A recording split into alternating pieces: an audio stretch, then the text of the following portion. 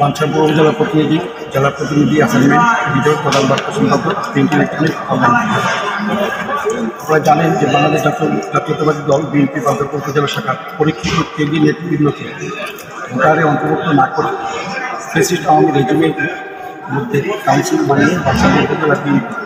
কমিটির গঠনের অপতৎপরতার বিরুদ্ধে ও অসংগতিপূর্ণ ভোটার তালিকা সংশোধন করে উল্লিখিত নেতৃবৃন্দ ভোটার তালিকা করে সাংবাদিক সম্মেলন এরই মাঝে আমাদের বেশ কিছু ঘটনা ঘটে গেছে, সেটি আপনারা অবগত হয়েছেন যে আজকে আমরা সকালবেলা যখন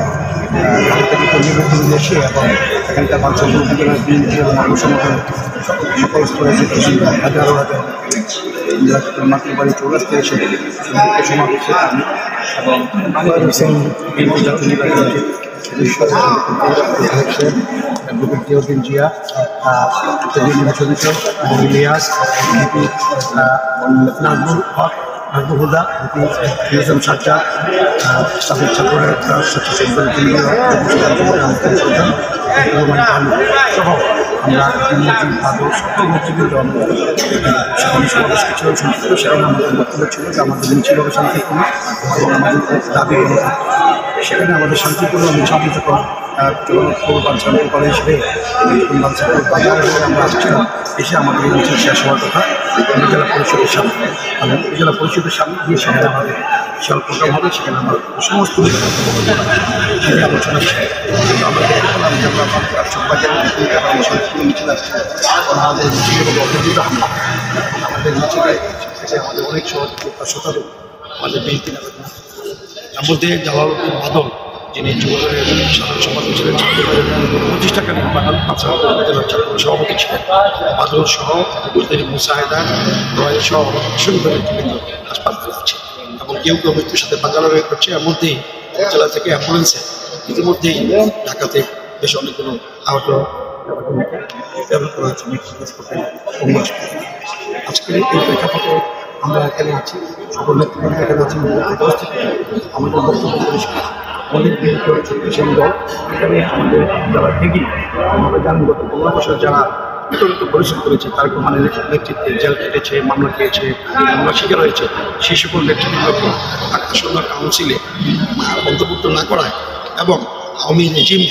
তাদেরকে কাউন্সিলের সদস্য অন্তর্ভুক্ত করায় এই অসন্তুষ্টি সৃষ্টি হয়েছে। কিন্তু আমরা সেটা আমাদের গণতান্ত্রিক পদ্ধতিতে শান্তিপূর্ণভাবে আমরা সেটা জানাতে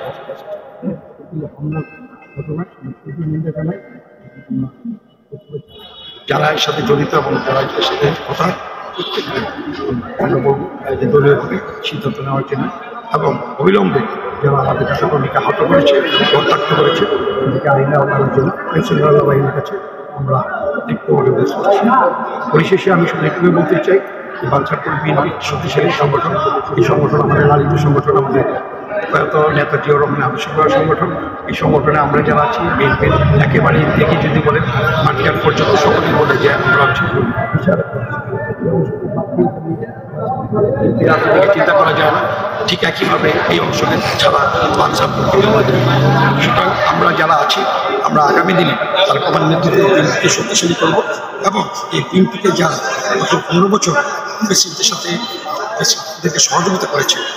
গত 15 বছর যারা আমাদের ত্যাগী নেতাদেরকে রাজনীতি করতে ব্যাহত করেছে, তারাই আজকে এই আমাদের উপরে হামলা চালিয়েছে। সুতরাং তাদেরকে আমরা এই দলের এই ব্যবস্থা দেখতে চাই না। তাদের দল যে দলের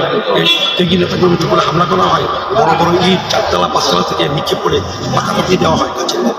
কাচের বোতল দিয়ে, তারপরে আরও অস্ত্রশস্ত্র দিয়ে, সেই তাদের বেশি অস্ত্র নিয়ে এবং আমরা সবাই করে জানাই যে মিছিল ছিল, সাংবাদিকরা ছিলেন, আপনারা সাংবাদিকরা কিন্তু মিছিলের সামনে ছিলেন, আমাদের মিছিল ছিল শান্তিপূর্ণ। প্রতিবাদ জানাই সবাইকে, সাংবাদিক আছেন সবাইকে আমাদের Mousumi Mou, daily news 71, desk report, Bancharampur.